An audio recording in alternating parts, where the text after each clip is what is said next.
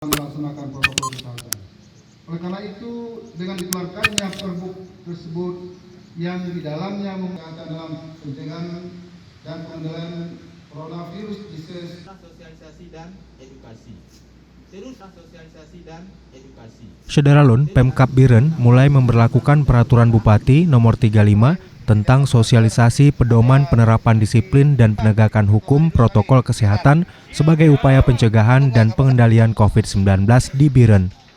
Perbub ini turut mengatur sanksi bagi pelanggar berupa teguran lisan atau tertulis, kerja sosial hingga denda administratif, serta pemotongan tunjangan bagi ASN. Tim gabungan juga langsung melakukan sosialisasi di lapangan serta meminta masyarakat menegakkan protokol kesehatan seperti dengan mengenakan masker saat berada di luar rumah. Dari Biren, Yusmandin Idris, Serambi On TV.